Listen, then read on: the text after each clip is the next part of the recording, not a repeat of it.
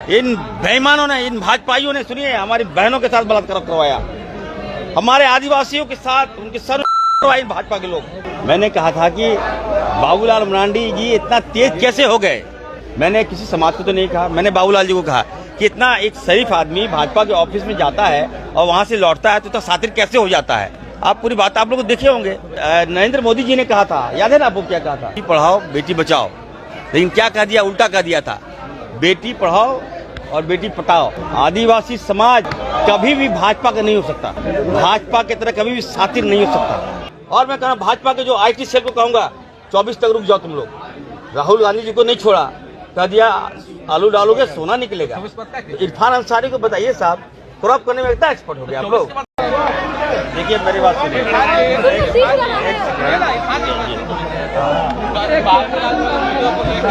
कल भारतीय जनता पार्टी के सभी बड़े नेता ट्विटर पर थे आपके खिलाफ। देखिए भाजपा ट्विटर पे ही खेलेगी। आदिवासी के मुंह में हम लोगों ने नहीं किया। आदिवासी बहनों के साथ ये भाजपाइयों ने, उनकी सरकार ने हुआ। सदन की प्रॉपर्टी था वो डिलीट हो गया। मैंने क्या कहा था, मैं कहना चाहता हूं।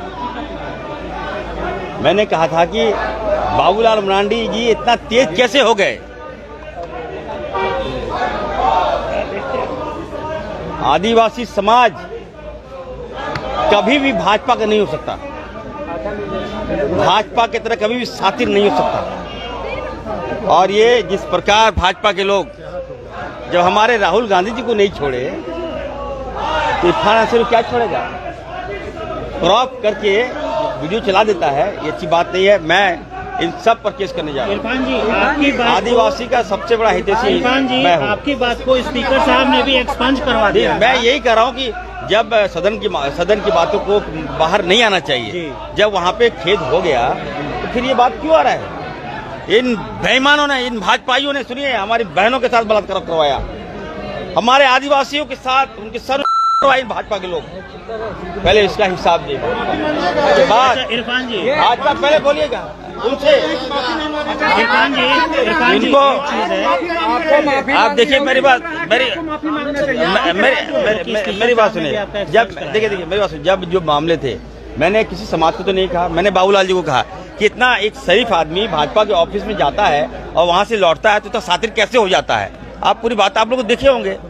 ये मामला सदन की प्रॉपर्टी है, सदन की प्रॉपर्टी बाहर नहीं आनी चाहिए। मैं तो केस करने जा रहा हूँ। आज मैं स्पीकर साहब से मिलूंगा कि मामले को आप जो ट्विस्ट करना चाहते हैं। आखिर नरेंद्र मोदी जी ने कहा था, याद है ना आपको क्या कहा था? देश के बेटी पढ़ाओ बेटी बचाओ, लेकिन क्या कह दिया? उल्टा कह दिया था, बेटी पढ़ाओ और बेटी पटाओ।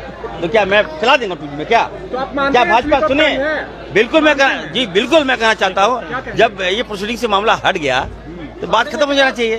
तो मैं गलती किस बात का मैं हमने सुनिए, मैंने कहा बाबूलाल जी पर, बाबूलाल जी एक शरीफ इंसान है। भाजपा में क्या चले गए और एकदम आग उगलने लगे।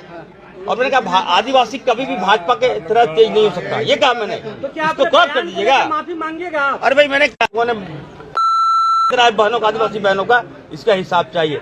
मध्य प्रदेश में भाजपा के कार्यकर्ताओं ने आदिवासी के सर में किया, इसका हिसाब चाहिए। और ये क्या बात करेंगे ये लोग? और मैं कहना भाजपा के जो IT सेल को कहूंगा 24 तक रुक जाओ तुम लोग। राहुल गांधी जी को नहीं छोड़ा, कह दिया आलू डालोगे सोना निकलेगा। इरफान अंसारी को बताइए साहब, क्रॉप करने में इतना एक्सपर्ट हो गया आप लोग। 24 तक रुकिए। MD मरमाहित है इस बयान को लेकर, कहा है।